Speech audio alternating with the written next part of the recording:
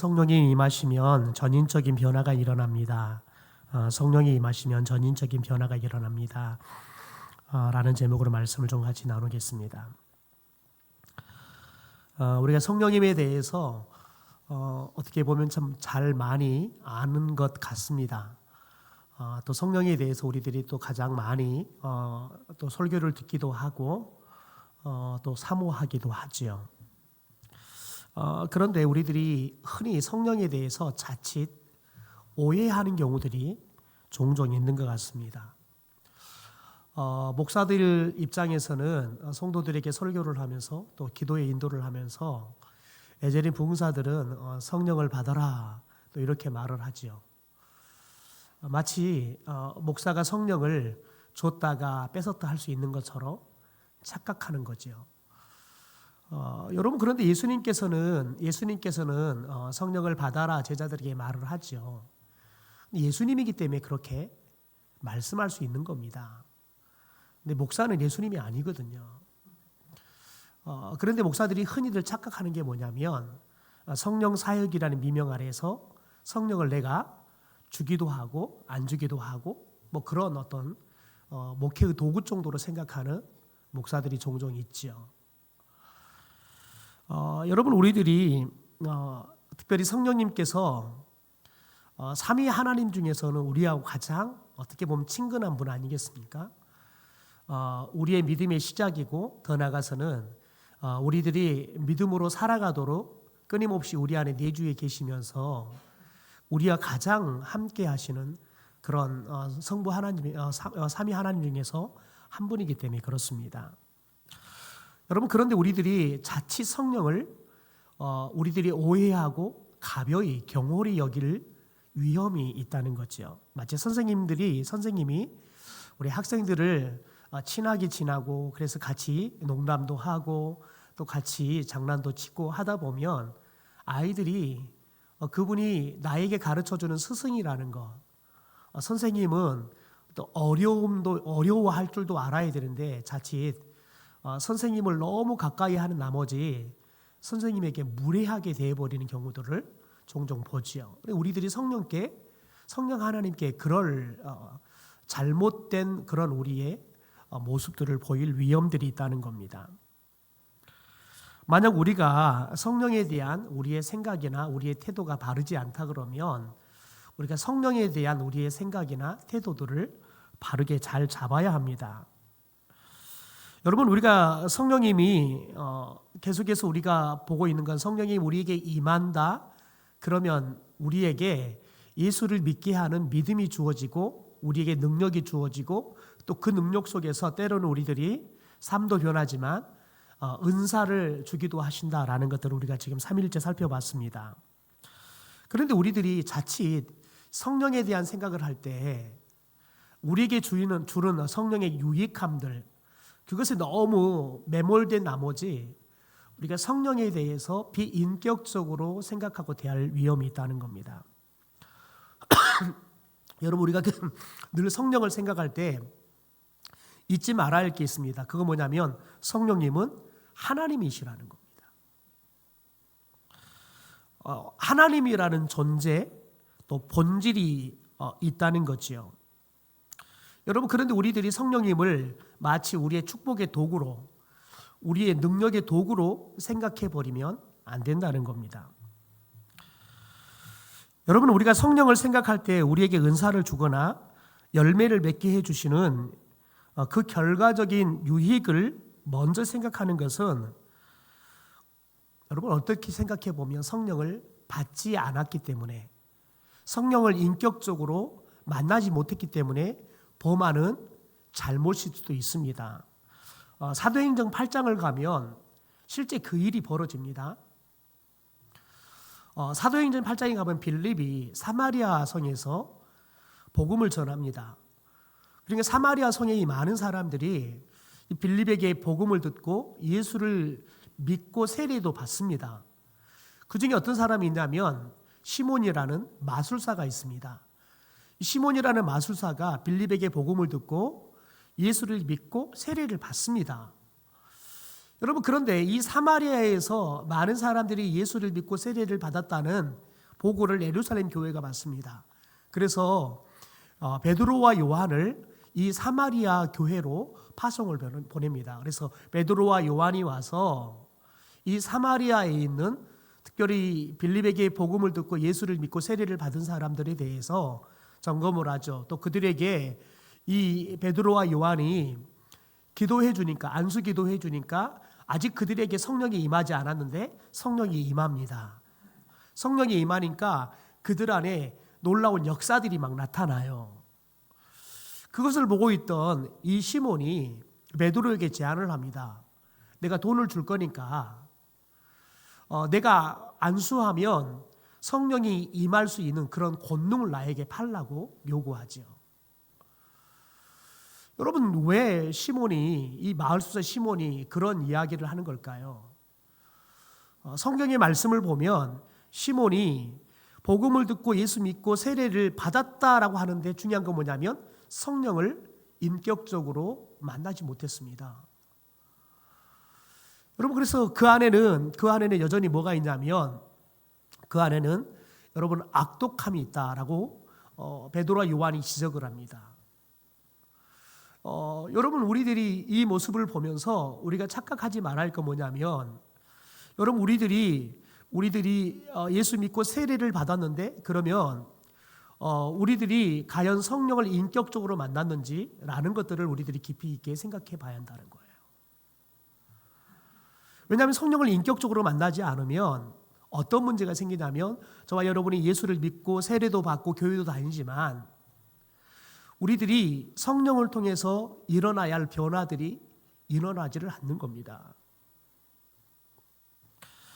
여러분, 그래서 우리들이 늘 생각해야 될 게 뭐냐면 우리 안에 성령을 통해서 우리가 거듭이 나고 우리가 믿음이 생기고 그래서 우리 안에 성령이 내주하잖아요. 그러면 우리 안에 변화가 반드시 일어난다는 겁니다. 오늘 우리가 만나는 베드로와 요한의 모습에 우리들이 그것을 집중해서 볼 수 있습니다. 여러분, 베드로와 요한이 오늘 말씀을 보면 그들이 성령을 경험하고 성령의 충만함을 받고 난 다음에 우리가 오늘 아침까지 살펴본 것처럼 그들에게 성령이 임하니까 권능이 임하지요. 그러니까 그들이 가서 방언의 은사도 받고 하나님의 큰 일도 전합니다. 또 베드로는 설교도 하지요. 그래서 많은 사람들이 예수를 믿고 돌아와서 세례도 받는 그런 기적 같은 일도 이루어갑니다. 여러분, 그런데 더 중요한 건 뭐냐면 베드로와 요한이 오늘 우리가 읽는 3장에서 놀라운 변화가 일어나는 것을 우리가 보게 된다는 겁니다. 특별히 이렇게 성령이 충만하니까 이들 가운데 변화가 일어난다는 거지요. 여러분, 크게는 두 가지의 변화가 일어납니다. 베드로와 요한의 마음이 변합니다. 마음이. 특별히 두 가지의 마음이 변합니다. 하나는 긍휼의 마음으로 변합니다. 베드로와 요한의 마음이 긍휼히 여기는 마음으로 변한다는 거예요. 여러분, 오늘 말씀해 보면 성전 미문 앞에 누가 앉아 있냐면 태어날 때부터 걸을 수 없었던 하지 장애인이 앉아서 구걸을 하고 있습니다. 여러분, 그런데 2절에 보면 이렇게 소개를 합니다. 나면서 못 걷게 된 이를 사람들이 메고 오니 이는 성전에 들어가는 사람들에게 구걸하기 위하여 날마다 미문이라는 성전문에 두는 자라라고 이야기해요. 그러니까 날마다 사람들이 이 사람을 업어다가 성전 미문 앞에 두고 가는 거예요.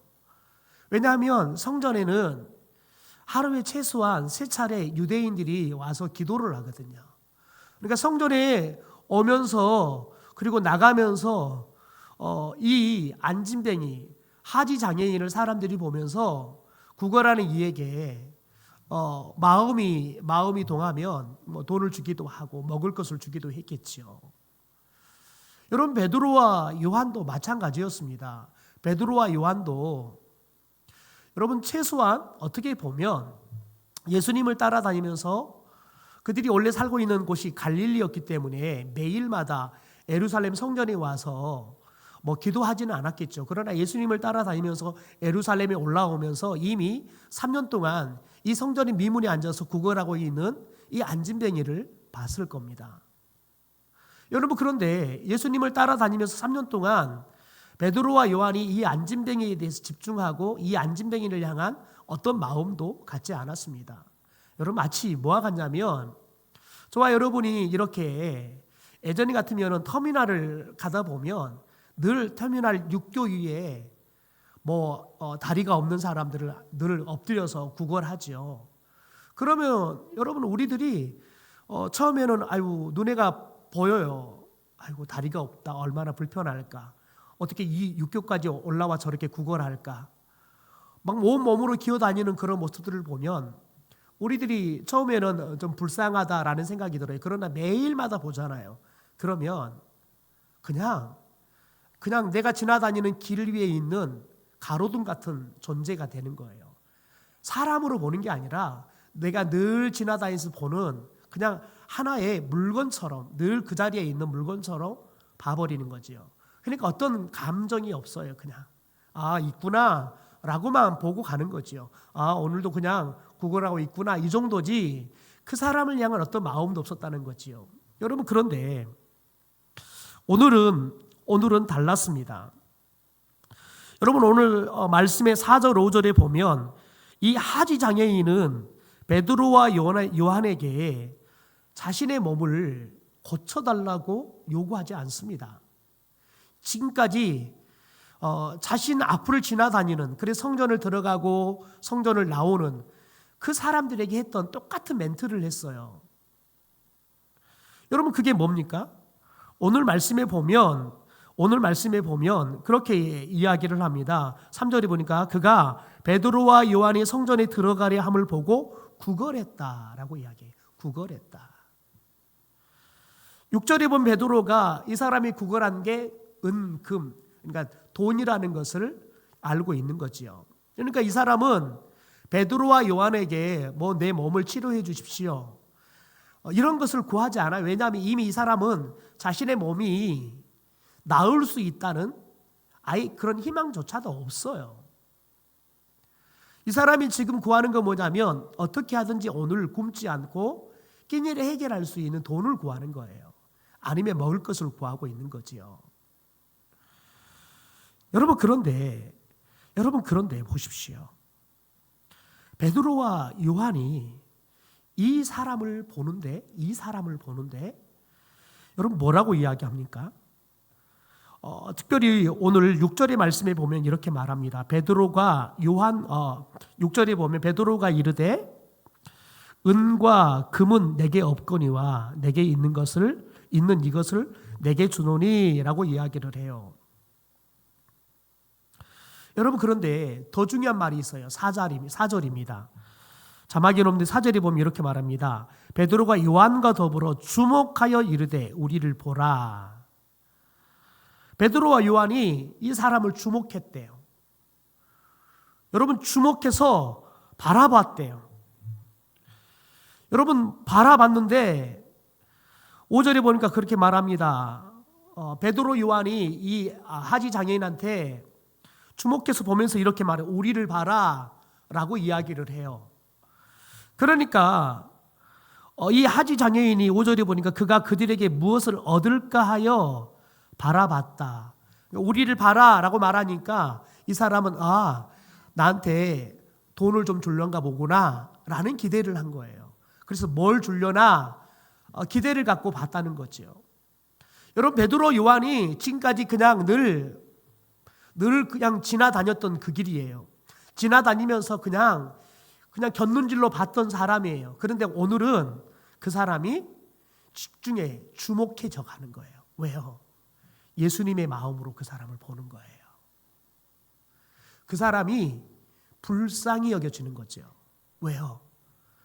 그 사람이 구걸하는 게 불쌍히 여겨지는 게 아니라 우리처럼 걸을 수 없어서 저렇게 구걸하고 살아가는 저 사람의 아픔이 보이는 거지요.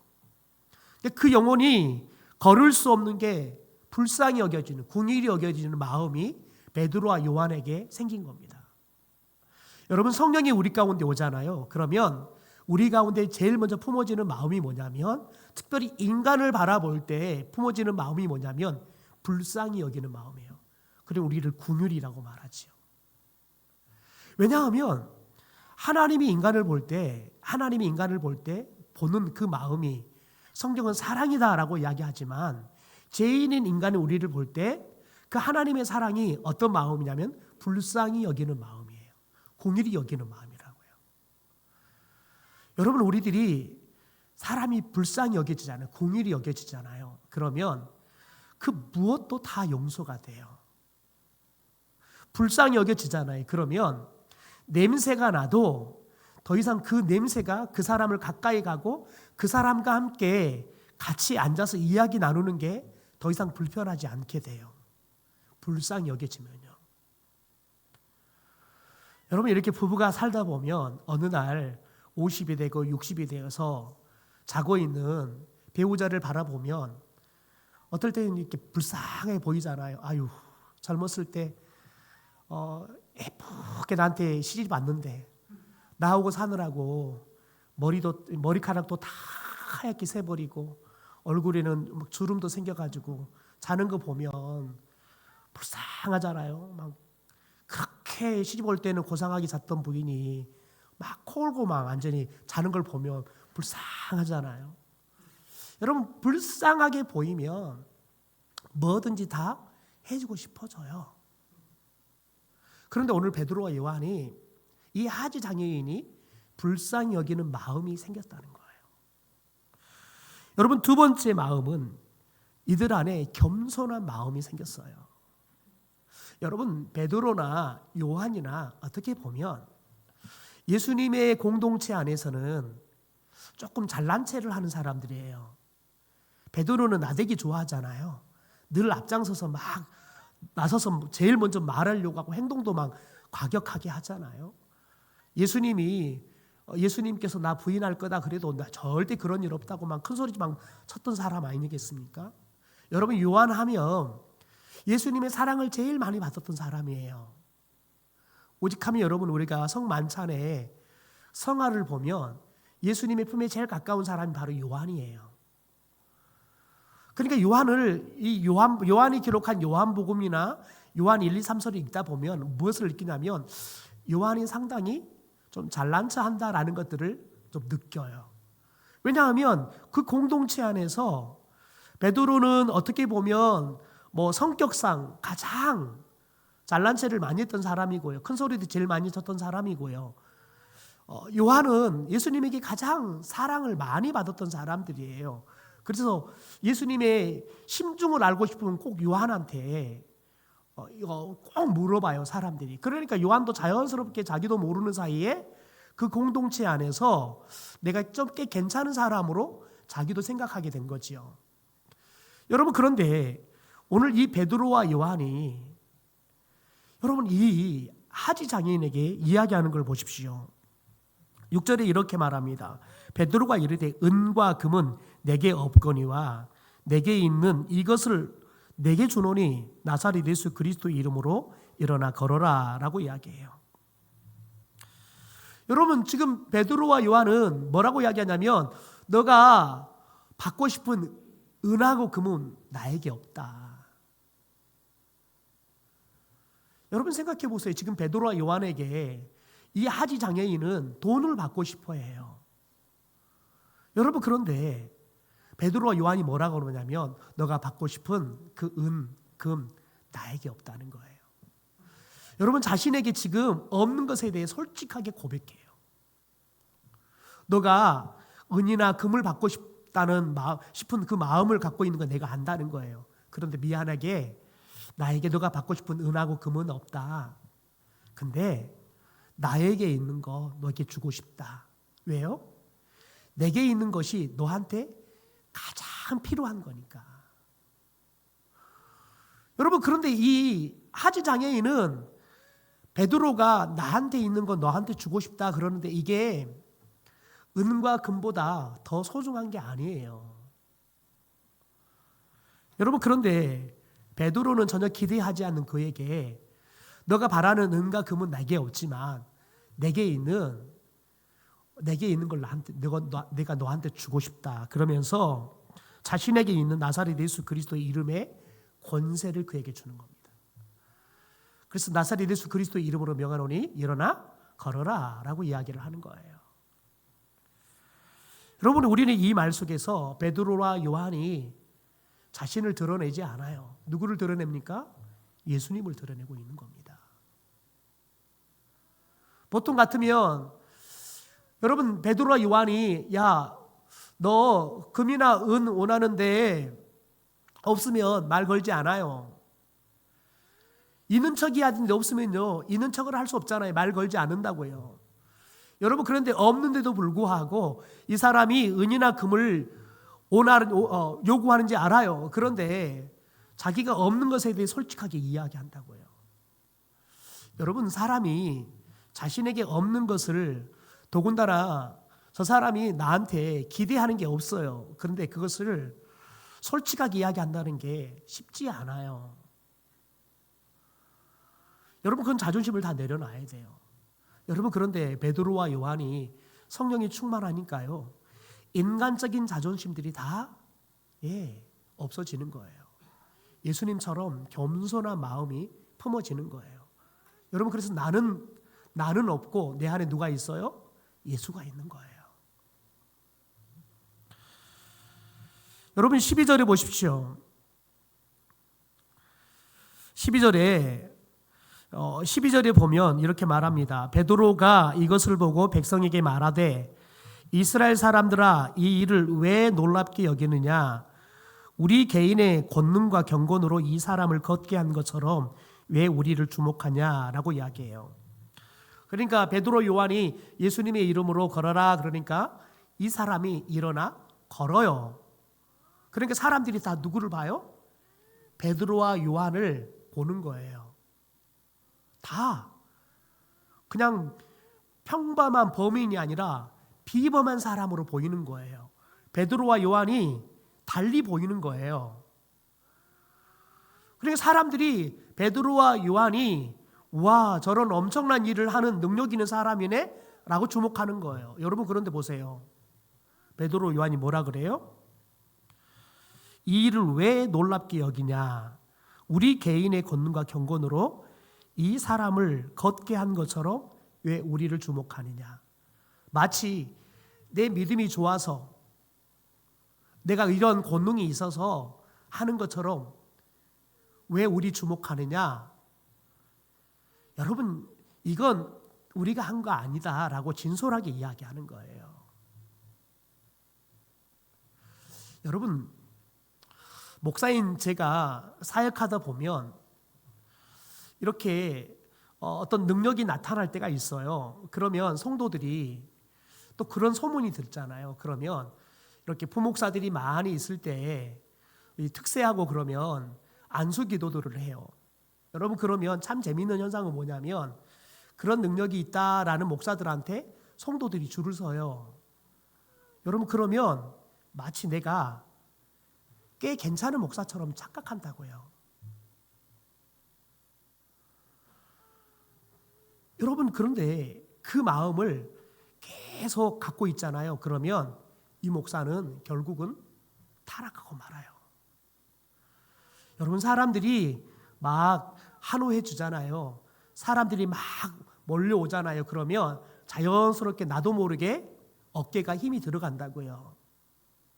여러분, 그런데 성령의 사람은 나도 모르게 들어가는 그 어깨의 힘을 뺄 수 있어야 돼요. 그게 겸손함이에요. 여러분, 그게 마치 내가 능력이 있어서 한 것처럼 내가 착각하기 시작하잖아요. 그러면 어깨에 힘이 들어가는 것을 뺄 수 없게 돼요. 나중에는 여러분 뽕을 넣어서라도 어깨에 힘을 주려고 해요. 그게 기독교 역사 이래 끊임없이 나타났던 신의 은사를 가졌던 사람들이나 성령의 특별한 은사를 갖고 많은 사람들을 열광케 했던 사람들이 결국은 사이비 교주가 돼서 타락해버리고 마는 그들에게 나타났던 현상들이에요. 우리가 말하는 전도관이라는 박태선 장로 같은 경우도 여러분, 처음에는 그가 정말 성령의 사람으로 성령의 역사를 일으켰어요. 그런데 사람들이 열광하니까요, 마치 자신이 능력이 있어서 한 것처럼 자신이 하나님의 영광을 다 취해버렸어요. 그러니까 성령이 소멸돼 버려요. 그러니까 더 이상 성령의 역사들이 나타나지 않아요. 그러니까 나중에는 마치 하나님의 영광이 드러나서 자신에게 후광이 나타나는 것들을 어떻게 만들었냐면 조명을 만들어서 그게 후광이 나타난 것처럼 그렇게 하다가 들통이 났다고요. 여러분, 그런 말도 안 되는 짓들을 했어요. 왜요? 여러분, 그건 내 힘이 아니에요. 내 능력이 아니라고요. 하나님이 내 안에서 일으킨 능력인데 그게 마치 사람들이 내가 한 것처럼 나를 주목하니까요, 나도 모르게 힘이 들어가는 거예요. 여러분, 그런데 오늘 베드로와 요한처럼 겸손해져서 그건 내가 한 게 아니라 하나님이 한 겁니다. 그러니까 우리 주목하지 말고 예수님을 주목하십시오 라고 바르게 가르쳐야 되는데 사람들이 자신을 열광하는 게 너무 좋은 거예요. 여러분, 그런데 베드로와 요한은 겸손했다는 겁니다. 두 번째, 여러분, 삶의 목적이 변합니다. 제자들이 전도 여행을 다녀와서 예수님께 보고를 합니다. 특별히 이 누가복음 10장에 보면 70명의 제자들이 둘씩 짝을 져서 전도를 갔다 옵니다. 여러분, 그런데 이 제자들이 막 흥분해서 예수님께 전도의 결과들을 보고를 합니다. 그런데 제자들이 예수님께 그 보고를 하면서 이렇게 말을 합니다. 누가복음 10장 17절에 보면 주의 이름이면 귀신들도 우리에게 항복하더이다. 그러니까 주님의 이름으로 우리들이 기도하니까 귀신들도 우리에게 항복하더래. 우리에게. 예수님이 그런 제자들에게 뭐라고 말하냐면 귀신들이 너에게 항복하는 것으로 기뻐하지 말라는 거예요. 너희들의 이름이 하나님의 나라에 기록된 걸로 기뻐해라. 다시 말해서 여러분, 제자들은 자신들이 예수님의 이름으로 기도했더니 귀신이 떠나가니까요, 마치 여러분 귀신이 자신에게 항복하는 것처럼, 그리고 자신이 힘이 있어서 귀신이 자신에게 항복하는 것처럼 흥분해 있는 거예요. 여러분, 제자들이 능력이 있어서 귀신이 제자들 앞에서 떠났겠어요? 아니에요. 예수님 때문에 제자들이 무서워 떠난 거예요. 그런데 제자들은 마치 우리가 능력이 있어서 귀신이 떠난 것처럼 착각했다는 거예요. 여러분, 그러니까 제자들이 그런 마음을 품으니까 예수님께서 제자들에게 가르치는 게 뭐냐면 너희들이 귀신을 쫓아내려고 하는 것에 너희들의 삶의 목적이 있지 않다는 거예요. 여러분, 베드로와 요한이요, 성령을 받으니까 놀라운 능력이 그들 안에 임해요. 여러분, 그런데 보세요. 베드로와 요한이 오늘 여러분 사람들에게 보이는 모습을 보면 베드로와 요한이 삶의 목적이 분명했다는 것을 알게 돼요. 베드로가 이 하지 장애인에게 누구를 소개해요? 예수 그리스도를 소개하는 겁니다. 더 나아가서 여러분, 사람들이 여러분 자신이 치료하는 걸 보고 놀라니까요, 베드로 요한이 이 사람들에게 누구를 집중하라고 하는 겁니까? 네, 예수 그리스도 하나님을 집중하게 하는 거예요. 자신의 삶은 여러분 자신의 능력이 있다고 사람들에게 인정받기 위해서 사는 인생이 아니라 자신의 삶은 여러분 예수 그리스도의 십자가의 복음, 부활의 소망, 예수 그리스도 이름의 권세를 사람들에게 전하기 위한 삶을 사는 게 목적이라는 것을 분명하게 여러분 잊어버리지 않고 그 목적을 갖고 살았다는 거예요. 여러분, 세 번째는 사람을 대하는 자존감이 변했어요. 담대해졌죠. 여러분, 이들이 예수님이 부활했을 때 예수님이 그들을 만나주지만 여러분 여전히 그들이 예수님의 부활을 믿지 못해요. 그리고 두려워해요. 그래서 그들이 모여있는 그 집의 문을 다 걸어 잠궈요. 왜냐하면 예수님을 죽였던 것처럼 자기들도 잡아다 죽일까 봐 두려워서요. 여러분, 그런데 성령이 오니까요, 이들이요 담대해져요. 그들 안에 성령 하나님이 계시기 때문에 예전처럼 여러분 베드로가 허풍 떨지도 않아요. 흥분하지도 않아요. 과격하게 칼을 휘두르지도 않아요. 두려움이나 얄팍함이 그들 안에 다 사라져 버렸어요. 오직 그들이 예수 그리스도 이름 앞에서, 복음 앞에서 담대해요. 그리고 당당해요. 제사장의 집에 여러분 작은 여종의 말 앞에서 무서워가지고 예수님을 모른다. 여러분 3번이나 부인하고 그것도 부족한 것 같으니까 예수님을 저주까지 했잖아요. 그런 베드로가 여러분 채 2달도 안 되는 그 사이에 완전히 바뀌어 버렸어요. 사람 앞에서 여러분 사람들을 대하는 여러분 자신의 자존감이 완전히 바뀌어 버렸다고요. 내가 예수의 제자라는 게 부끄러웠어요. 무서웠다고요. 그런데 이제는 예수님을 드러내는 게, 내가 예수의 제자라는 게 더 이상 두렵지 않아요. 무섭지 않아요. 오히려 더 당당하게 바뀌어 버렸다고요. 여러분, 이 시대에 이렇게 목회자들의 세미나들을 작년 11월, 12월 달 온라인으로 제가 많이 이렇게 들으면서 대부분의 강사들이 나와서 이야기하는 게 뭐냐면, 한국 교회는 코로나를 겪으면서 세상 사람들에게 내가 예수 믿는다는 것을 부끄럽게 생각하고 내놓고 이야기할 수 없는 그런 분위기가 돼버렸습니다. 이 이야기였어요. 여러분, 그런데 한번 가만히 생각해 볼까요? 여러분, 예수님이 그렇게 부끄러우신 분이에요? 아니에요. 예수님이 부끄러운 분이 아니라 예수를 믿는다고 하는 사람들이, 소위 그런 사람들이 부끄러운 일들을 한 거지요. 근데 우리가 그것을 분별을 못하는 거예요. 여러분, 예수님은 부끄러운 분이 아니에요. 복음은 부끄러운 게 아니라고요. 그런데 그리스도인들이라는 사람들이 저질렀던 그런 여러 가지 잘못들 때문에 사람들이 비난하지요. 그것들 때문에 나도 예수 믿는다고 이야기하면 저 사람들이 그 사람들을 비난했던 것처럼 나도 비난할 거라고 착각한다는 거죠. 여러분, 예수님은 사람들에게 비난받을 분이 아니세요. 제가 목사로서 요즘은 참 자괴감이 들어요. 왜냐하면 어떻게 보면 한국에 이런 그야말로 참 어이없는 일들이 벌어져 가고 있잖아요. 대통령이라는 사람이 불법을 저지르고 있잖아요. 심지어 경호처를 완전히 자신의 그냥 사설 경호부대처럼 이용하고 있잖아요.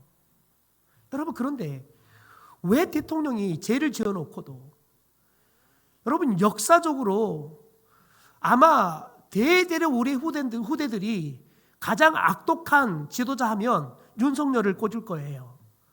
여러분, 그런데 그렇게 어마무시한 죄를 저질러 놓고도 부끄러운 줄을 모르고 여러분 저렇게 하는 형태들이 왜 나오느냐? 많은 경우가 목사들 때문에 그렇습니다. 제가 지난주에는 정말 하나님 앞에서 와, 저 사람들이 목사나라는 생각이 들 정도로, 심지어 어떤 교회는 목사가 이재명이가 죽어야지 대한민국이 산다, 설교 제목을 그렇게 정하고 설교를 했더라고요. 마치 그래서 윤석열이가 탄핵되는 게 이재명이가 대통령이 되려고, 윤석열이는 아무런 죄가 없는데 저렇게 탄핵한다라는 논지로 설교를 하고 있더라고요. 그건 설교가 아니죠. 부끄러운 거예요. 여러분, 저는 개인적으로 이번 탄핵의 사건을 보면서 20대, 30대 특별히 이 여자 청년들 세대들에게 참 부끄러워요. 이 시대에 이 시대의 기성세대로서 남자로서 부끄러워요. 왜냐하면 여러분 이런 불의에 대해서 가장 많이 앞장서서 지금 싸우고 있는 사람들이 20대, 30대 여자들이에요. 별로 남자들 찾을 수 없어요. 아마 우리나라 역사 이래 아마 20대, 30대 여자들이 이렇게 여러분 길거리로 뛰쳐나와서 나라를 바르게 세우기 위해서 이렇게 정의감이 불타올라서 이렇게 싸우는 역사는 아마 지금까지 찾아볼 수 없었을 거예요. 여러분 그런데 그렇게 20대, 30대 특별히 여성들은 그렇게 무너져가는 나라를 세우겠다고 이 추운 겨울에 아스팔트 바닥에 앉아서 밤새는 농성하는데 이 목사라는 작자들은 여러분 극우 유튜버에 완전히 해놓게 돼가지고요. 말씀도 안 해요. 이 사람들은 말씀도 보지도 않아요. 날마다 그 짓 하고 있어요. 그런데 더 큰 문제는 뭐냐면 그들에 의해서 많은 성도들이 진리도 아닌 걸 마치 진리인 것처럼, 여러분 정치의 성향은 진리가 아니에요. 그런데 마치 자기의 정치의 성향을 하나님의 말씀인 것처럼 애국되게 가르치고 있어요. 정말 부끄러워요. 여러분 저와 여러분이 예수 그리스도를 부끄럽게 생각해서는 안 돼요. 저와 여러분이 복음을 전한 것을 부끄럽게 생각해서는 안 돼요. 그리스도인들이, 목사들이 비상식적인 행동하는 것들에 대해서는 우리들이 부끄럽게 생각하기보다는 하나님 앞에 우리들이 그들의 죄를 끌어안고 우리가 회개해야죠. 그러나 여러분 그것 때문에 예수 그리스도를 부끄럽게 생각해서는 안 된다고요. 그것 때문에 우리가 복음을 부끄럽게 생각해서는 안 된다고요. 왜요? 예수 그리스도는 모든 사람에게 절대적으로 필요한 생명이기 때문에 그렇습니다. 모든 사람이 받아야 할 사랑이기 때문에 그렇습니다. 여러분 그러므로 저와 여러분이 성령으로 충만해져야 할 이유가 뭐냐면 저와 여러분이 예수 그리스도를 당당하게 세상 가운데 전하는 삶을 살아야 하기 때문에 그렇습니다. 세상 사람들은 은과 금을 쫓지만 그들이 진짜 추구해야 할 것은 은과 금이 아니라 나사렛 예수 그리스도의 이름 안에 있는 영원한 생명인 줄 믿습니다. 구원인 줄 믿습니다. 그러므로 여러분 저와 여러분이 우리가 성령을 통해서 우리 안에 일어나는 변화, 여러분 우리들이 사람들 앞에서 내가 복음을 전한 그리스도인으로 부끄러워하지 말고, 복음을 부끄러워하지 말고, 예수를 부끄러워하지 말고 당당하게 전할 수 있는 성령의 사람들이 되기를 주님의 이름으로 축원합니다.